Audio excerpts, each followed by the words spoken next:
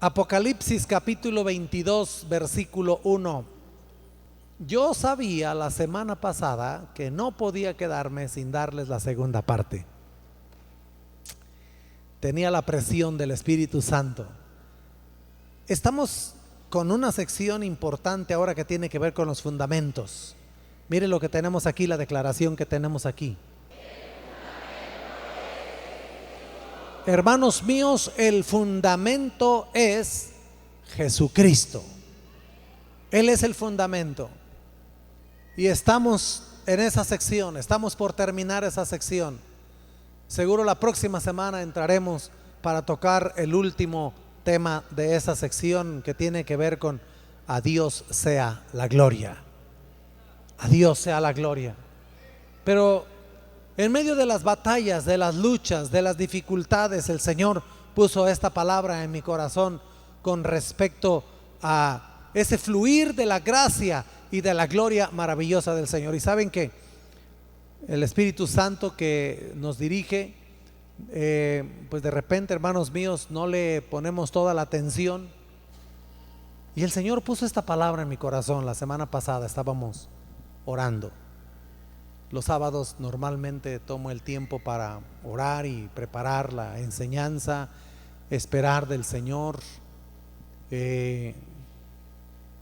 Debo decirles que hace 8 días, siempre lo hago, pero hace 8 días estaba orando, esperando, buscando en el Señor la palabra, y el Señor me llevó a Apocalipsis capítulo 22, versículos 1 al 5. Y el Señor puso en mi mente esto: mis hijos se olvidan de cuál es su destino. Mis hijos se olvidan de cuál es su destino. Por eso le puse nuestro destino. Apocalipsis se abre, hermanos. Apocalipsis se abre como una puerta. El Señor lo abre como una puerta para que nosotros podamos penetrar y tener un adelanto de lo que nos espera en la presencia del Señor. El Señor está esperando que cuando nosotros vemos el cielo y lo que ocurre en el cielo, en la presencia del Señor, olvídese dónde está ubicado el cielo. Para mí, el cielo está donde Dios está. Ahí es donde está el cielo. Si el Señor quiere que el cielo sea aquí en la tierra, que es mi idea, que así va a ser, o en otro lugar, eso no me importa, no es tan relevante, porque el cielo está donde Dios está, porque Él es el cielo. Él es el lugar de bendición, Él es el lugar de paz, Él es el lugar de provisión, Él es el lugar de sanidad, Él es el lugar de restauración. Él es, en la presencia del Padre Celestial, es donde nosotros podemos tener plenitud. Lo que tú necesitas es la presencia de Dios en tu vida. Es lo que tú necesitas. Si empezamos a caminar en nuestras fuerzas y empezamos a escuchar tantas voces, entonces podemos entrar en confusión, porque el Señor Jesús dijo: en el mundo tendréis aflicción.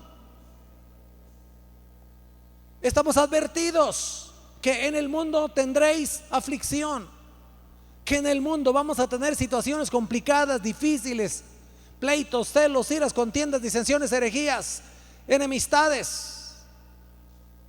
En el mundo va a haber una serie de aflicciones terribles, dolores, enfermedades inconcebibles, que de repente no sabemos cómo enfrentarlas, cómo confrontarlas, y nos vemos en la limitación, nos vemos en la debilidad, hermano, nos vemos en la pequeñez, tanto que tenemos que esperar en la gracia y en la misericordia del Señor.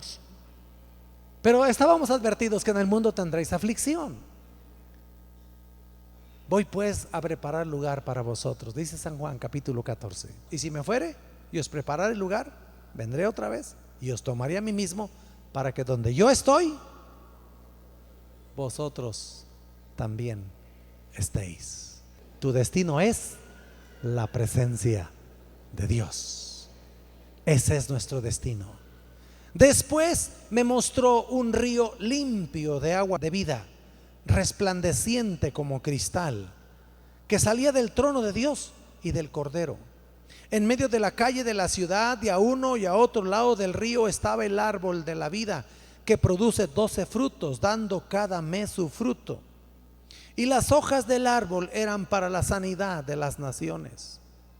Y no habrá más maldición, y el trono de Dios y del Cordero estará en ella, y sus siervos le servirán y verán su rostro, y su nombre estará en sus frentes. No habrá allí más noche, y no tienen necesidad de luz de lámpara ni de luz del sol, porque Dios el Señor los iluminará y reinarán por los siglos de los siglos. Son solo 5 versículos. ¿Y sabes qué? Dios no necesita tanto para decirte en pocas palabras lo que está preparado para ti, lo que es tu destino. No necesita tanto. Él con pocas palabras, en solo 5 versículos, Él puede describir una bendición tan grande y tan maravillosa como la que tenemos acá, que es nuestro destino, la presencia del Señor. Ya hemos pasado pues por la primera parte, hemos descrito qué es el río de Dios. Ya dijimos también qué significa el río, por eso esto es la segunda parte. Ya entendimos y comprendimos que la idea de río en la escritura es maravilloso. Comienza ahí la Biblia con los ríos que riegan el río, el lugar del huerto del Edén, esos ríos que lo hacían estar en ese ambiente de prosperidad y de bendición, porque es el río de Dios. Pero finalmente entendimos qué significa el río, y el río significa esa llenura del Espíritu Santo en la vida de los creyentes. El que cree en mí, como dice la escritura, de su interior correrán ríos de agua viva. Y luego el Señor aclaró y dijo: esto dijo del Espíritu que habían de recibir los que creyesen en Él, pues aún no había venido el Espíritu Santo, porque Jesús no había sido aún glorificado. ¿Cómo podemos entonces empezar a experimentar la gloriosa presencia de Dios? ¿Cómo podemos empezar a vivir en un ambiente de fe y en un ambiente de sanidad, en un ambiente de restauración, en un ambiente de la gracia del Señor, en la llenura del Espíritu Santo? La llenura del Espíritu Santo es la necesidad más grande que el creyente tiene. Una vez que recibe la salvación, una vez que recibe la seguridad de que su nombre está escrito en el libro de la vida del Cordero, entonces la necesidad más grande que tiene el creyente es ese fluir del Espíritu Santo en su vida. El Señor le estaba diciendo a la mujer samaritana: el que bebiere del agua que yo le daré no tendrá sed jamás. El que bebiere del agua que yo le daré no tendrá sed jamás. Porque el que bebiere del agua que yo le daré, será en él una fuente de agua que salte para vida eterna. Óigalo, una fuente de agua que salte para vida eterna. De alguna manera está ligada la llenura del Espíritu Santo y la bendición de permanecer en victoria en medio de las pruebas, de las luchas, dificultades, dolores, enfermedades, decepciones y todo lo que el mundo quiera continuamente traer. Hay una garantía que la presencia de Dios te va a fortalecer, que la presencia de Dios te va a levantar, que la presencia del Señor en el fluir del Espíritu Santo finalmente va a brotar como una fuente, y tu vida, hermano mío, permanecerá con toda la bendición que da este pasaje de la Escritura. Ahora ya surgió como un ataque específico, que no es necesario hablar en lenguas, que no necesitamos hacerlo. Pero yo veo Hechos capítulo 2, y cuando veo Hechos capítulo 2 veo que de repente vino del cielo un estruendo como un viento recio, el cual soplaba y llenó toda la casa, y de repente les aparecieron como lenguas repartidas de fuego sobre cada uno, y comenzaron a hablar en otras lenguas. Esto es lo que enseña la palabra de Dios. Esto no es la práctica de un grupo por ahí que estaba oculto, de un grupito por ahí que ha sacado una doctrina rara, que ha sacado una doctrina extraña, que han tenido un momento, pues qué les puedo decir, muy místico, y de repente han empezado a hablar extraño. No, mis amados hermanos, esto es algo que está bien asentado en la palabra del Señor, y que ocurrió por la venida del Espíritu Santo.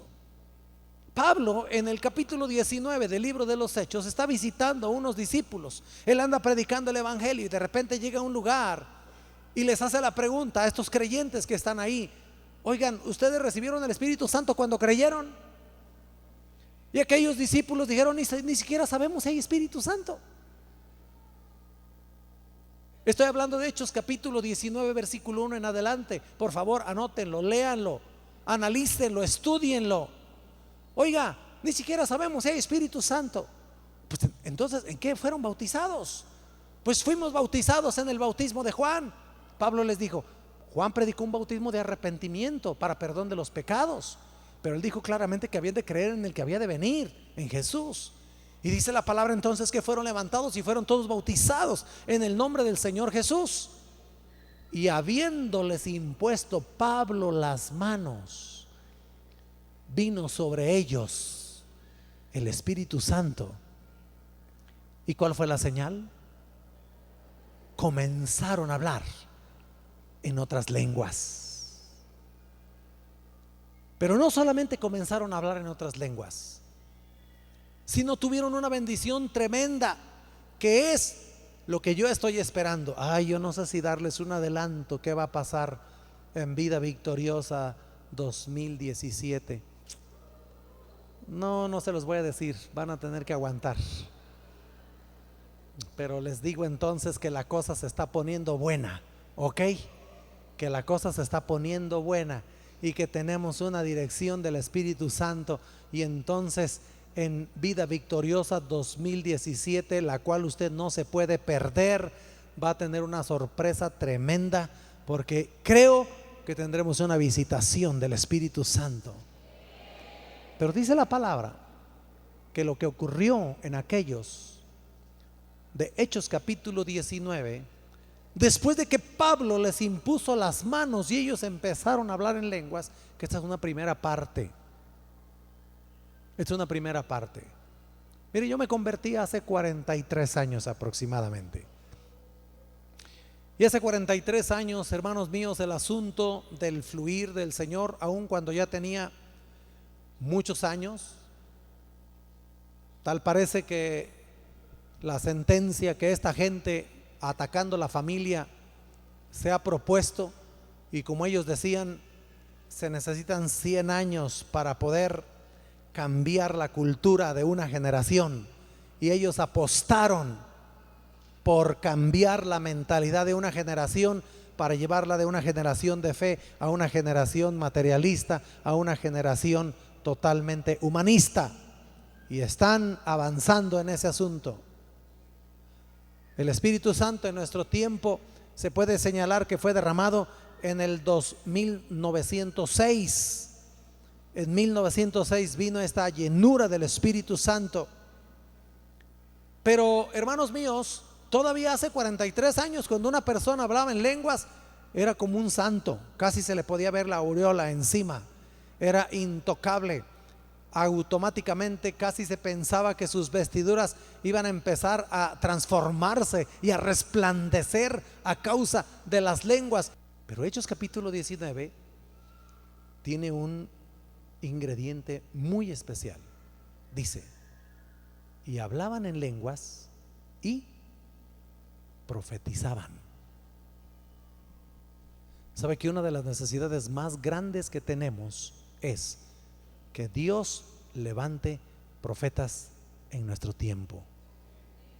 En el Congreso de Varones que acabamos de tener, empezamos a orar para que Dios levante una generación profética entre nosotros. ¿Cuántos están de acuerdo que necesitamos profetas con palabra fresca de parte de Dios en nuestros días? Pero ahora yo quiero decirle, yo no quiero profetas que profetizan aquí dentro de la iglesia. Yo quiero profetas que van al mundo y empiezan a profetizarle la palabra de Dios al mundo. ¿Me están oyendo? Que tenga tal sensibilidad a la voz del Espíritu Santo que pueda dar palabra profética al mundo, y que el mundo entonces sea conmovido por la palabra de Dios, y que la palabra de Dios, esa palabra que viene del Señor, entonces empiece a tocar y empiece a transformar y cambiar. Ay, no he entrado a la segunda parte, pero bueno, era necesario, porque esto es todo 5 versículos, son solo 5 versículos. Y mira que con 5 versículos tenemos una descripción tremenda de lo que va a ser la presencia del Señor. Así de que dijimos que había imágenes acerca del árbol. Ya esto fue el río. El río entonces es la llenura del Espíritu Santo que el creyente necesita, pero también se da la imagen de un árbol. Dice que en la ribera del río crece un árbol. Ese árbol tiene fruto. Dice claramente la palabra que hemos leído.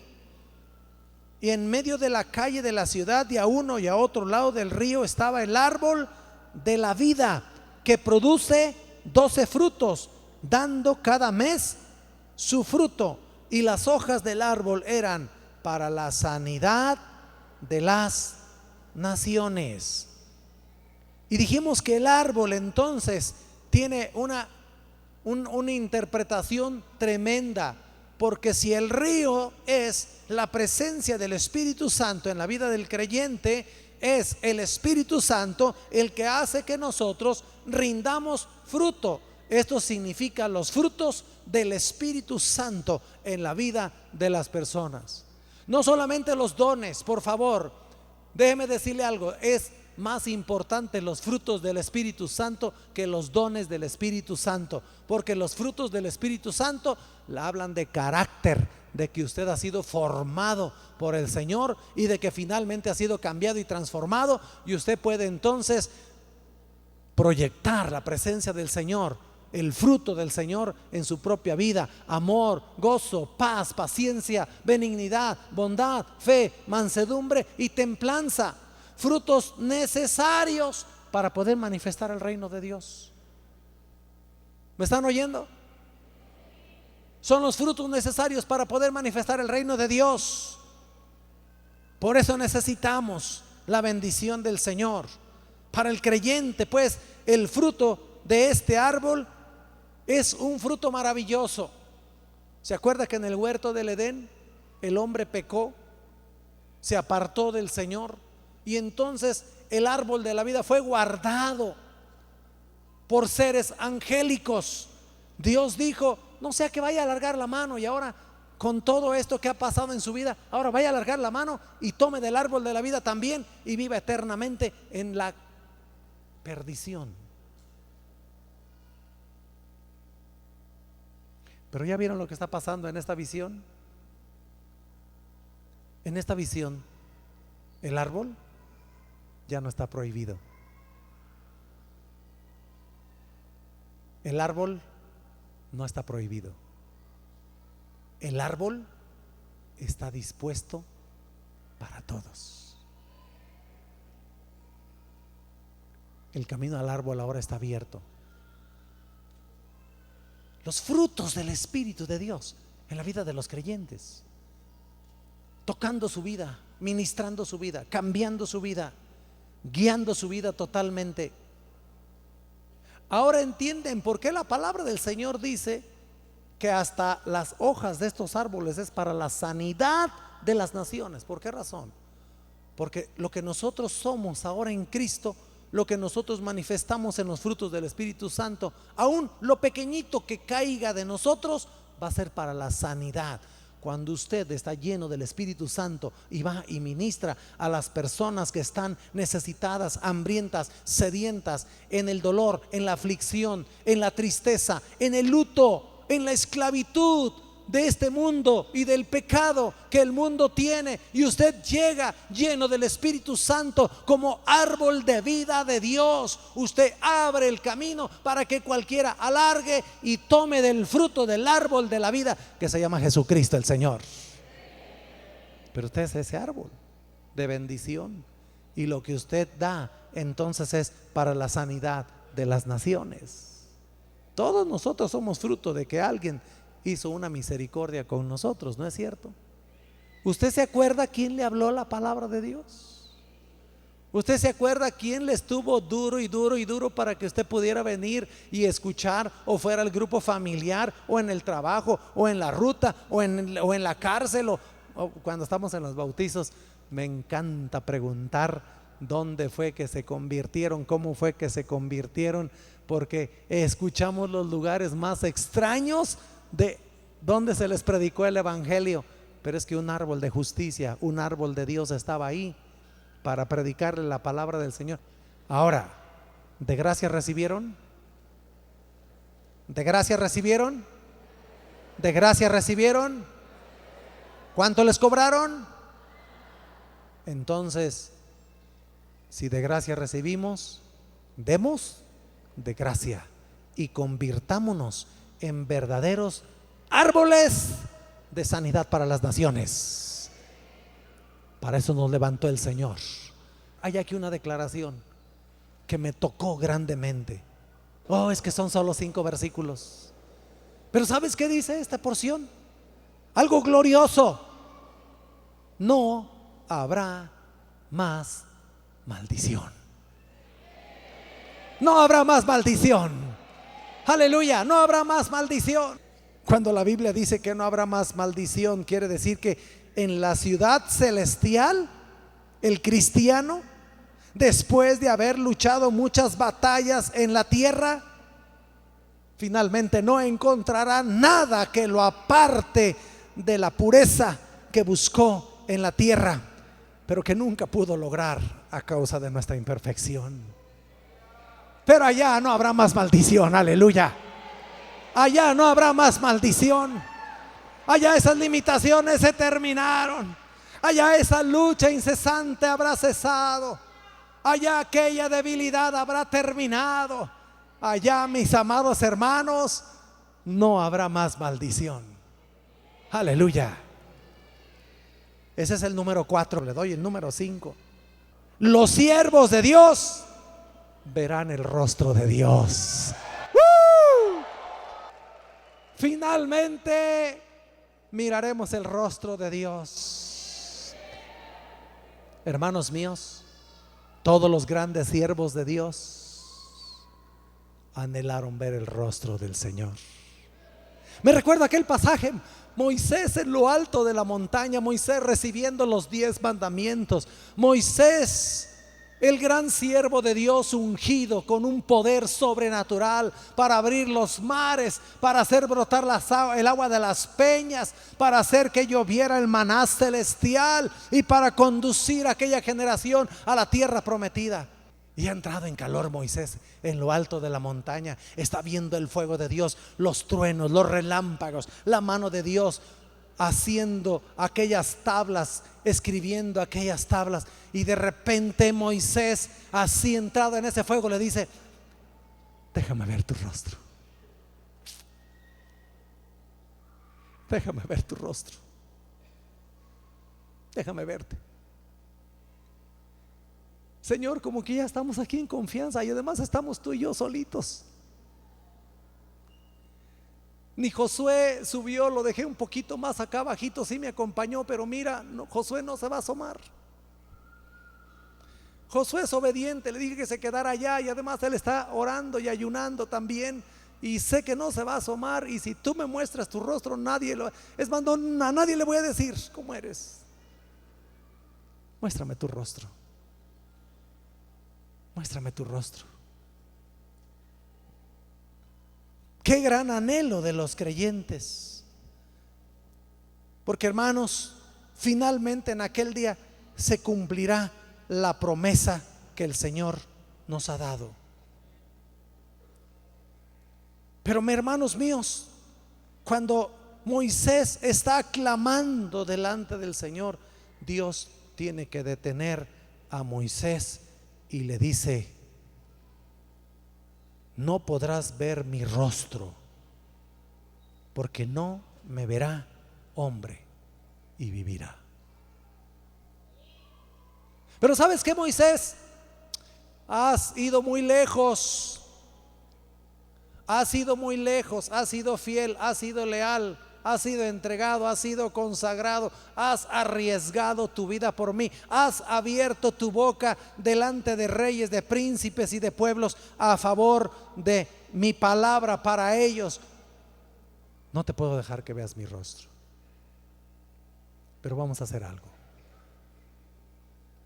porque no me puede soportar, porque no hay hombre que me pueda ver y vivir. Entonces lo que vamos a hacer esto, Moisés, mira, aquí en esta peña, aquí hay una hendidura, aquí hay una rajadura en esta peña. Vamos a hacer esto. Yo te voy a permitir lo más que le puedo permitir a un hombre en este momento, Moisés. Por favor, acércate, métete aquí en esta peña, estate atento, y yo voy a pasar y te voy a mostrar mi gloria.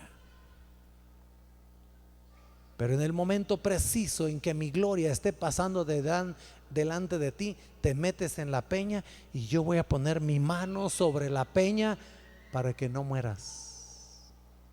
Y cuando ya esté terminando de pasar, voy a quitar mi mano y entonces tú te asomas, porque vas a alcanzar a ver mi espalda solamente, pero no puedes ver mi rostro. El que está interesado entonces se puede leer Éxodo 33, ahí es donde está ese pasaje, y después lo lee en su casa. Éxodo 33. Pero la palabra del Señor en Mateo capítulo 5, versículo 8, tiene una promesa. Bienaventurados los de limpio corazón, porque ellos verán a Dios. ¿Cómo podemos tener un corazón limpio? Lo suficientemente limpio como para poder ver a Dios. Solo hay una manera. Solo hay una manera. Cuando te entregas a Jesucristo y dejas que la sangre de su Hijo Jesucristo te limpie de todo pecado. Es la sangre de Cristo la que nos puede hacer perfectos para mirar el rostro de Dios.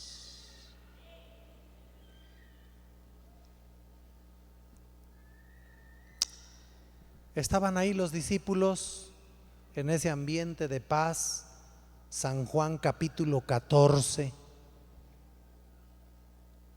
Y los discípulos en esa batalla, en esa lucha, porque lo que ellos estaban mirando les decía que era Dios mismo el que estaba ahí presente, pero ¿cómo es posible?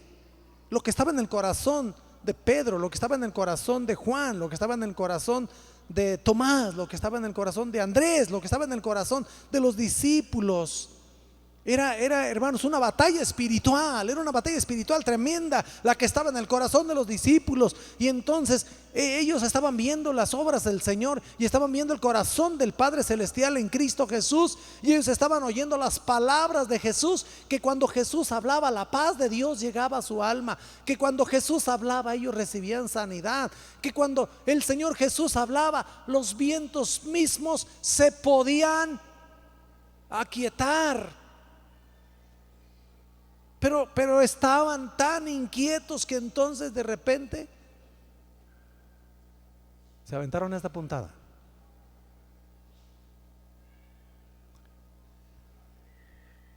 Muéstranos al Padre y nos basta.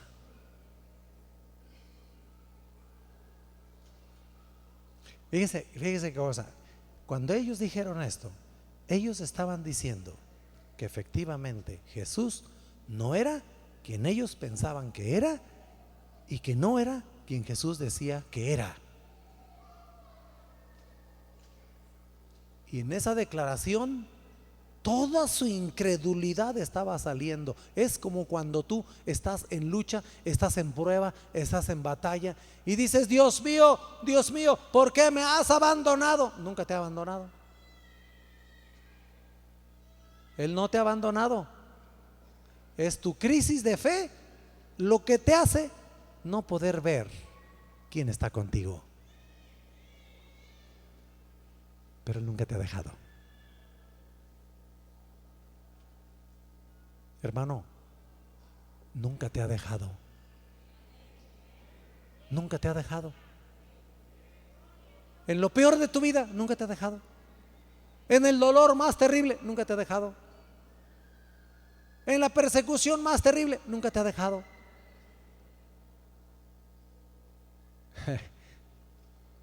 Me imagino al Señor Jesús con esa paz, con esa actitud de amor que Él tenía, y le dice: tanto tiempo hace que estoy contigo, Felipe, y no me has visto. Hermanos míos, resaltará pues la grandeza de esta promesa cuando recordemos que los creyentes verán realizado el anhelo de otros siervos como Moisés. A Moisés se le dijo: no podrás ver mi rostro porque no me verá hombre y vivirá. Nosotros solamente en Cristo y con Cristo, cada uno podemos ver el rostro de Dios. En Cristo Jesús ya tenemos el rostro de Dios, y tienes que saber que solamente por los méritos de Cristo el hombre puede entrar en la presencia viva de Dios y ver el rostro de Dios. Es esa obra completa. Voy a terminar. Número 6. Esta visión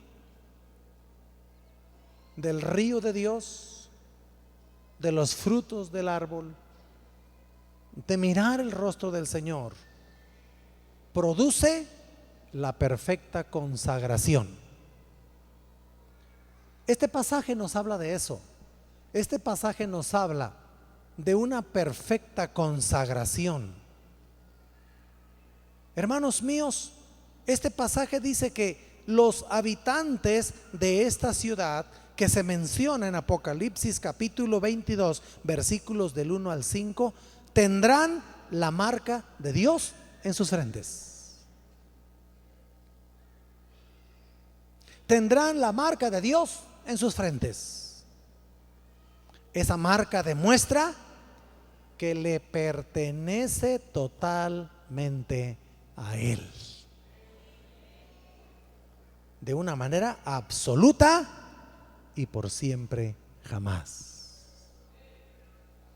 ¿Cuál es el terror del mundo? Yo dije la semana pasada, haciendo una introducción sobre el libro de Apocalipsis. Apocalipsis produce dos sentimientos en la vida de las personas. Un sentimiento en las personas que aún no tienen un encuentro con Cristo, que viven en el mundo perdidos, sin Cristo, sin vida y sin esperanza, y cuando se les dice Apocalipsis, entonces ellos solamente pueden ver aquella parte de juicios, aquella parte de terror, aquella parte de anticristo.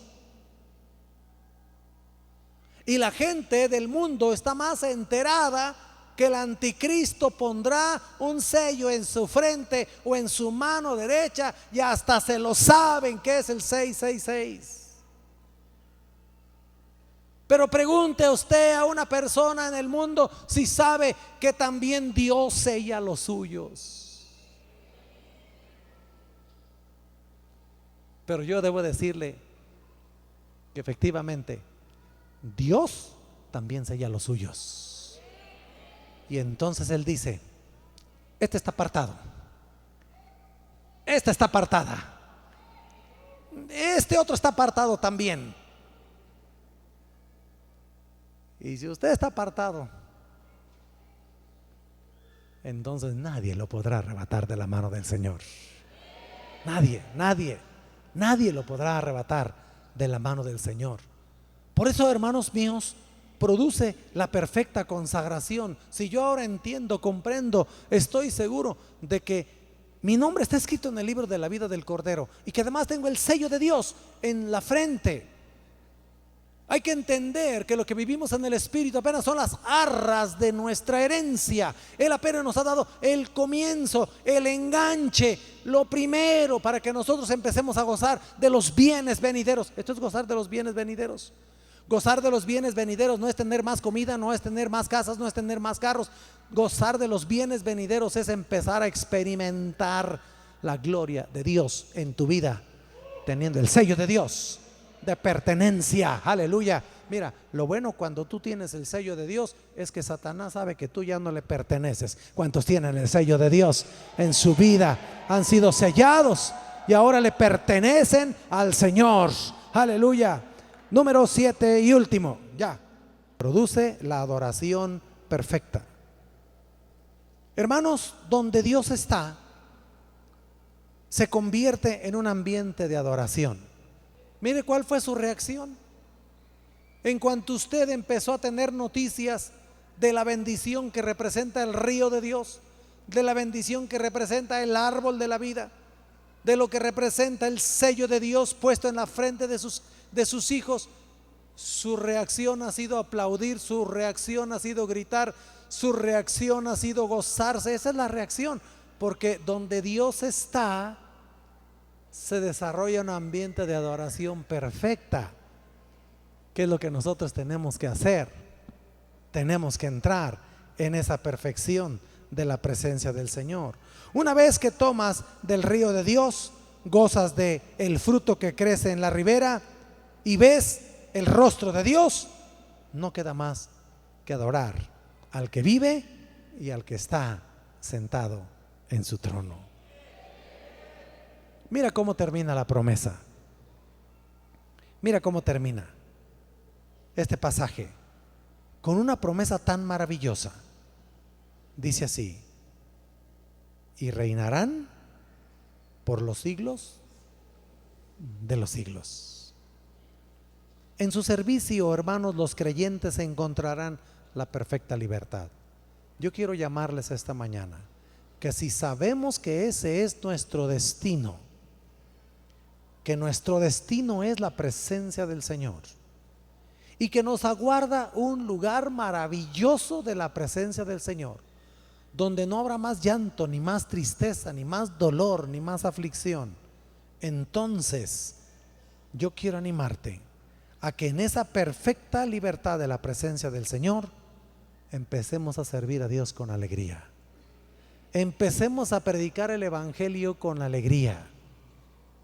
Empecemos a declarar al mundo que hay esperanza en esa perfecta libertad del Señor, que nos da una perfecta sumisión, porque los que tienen perfecta sumisión a Él hallarán la única verdadera realeza y reinarán por los siglos de los siglos.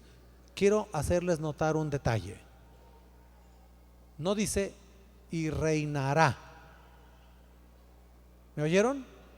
No dice reinará. Él ya es rey, Él ya reina. Entonces no es correcto si dijera y reinará. No dice reinará, dice reinarán. ¿Cómo dice la palabra? Reinarán. Quiero dar estas palabras a los que están aquí por primera vez, que no han entregado su vida al Señor. A lo mejor vino por primera vez, o segunda, o tercera, no sé cuántas veces, pero no ha entregado su vida a Jesús.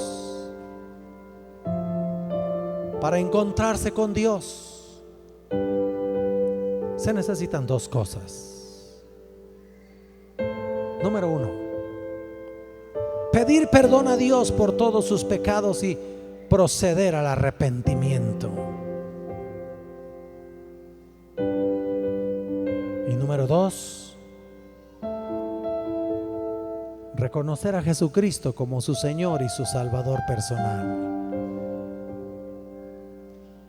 Por eso, si hay alguien aquí que no tiene a Cristo en su corazón, yo quiero guiarle en una oración de fe. Por favor, haga esta oración de fe después de mí con todo su corazón y entréguese al Señor. Señor Jesucristo, gracias por tu palabra. Yo te necesito. He vivido lejos de ti y soy un pecador, pero esta mañana plenamente consciente, me arrepiento de todos mis pecados. Perdóname. Perdóname, Señor. Me arrepiento. Te abro mi corazón y te recibo como mi Señor y mi Salvador. Yo me entrego a ti. Tómame en tus manos preciosas y cambia mi vida. Te lo pido, Padre, en el nombre de Jesús.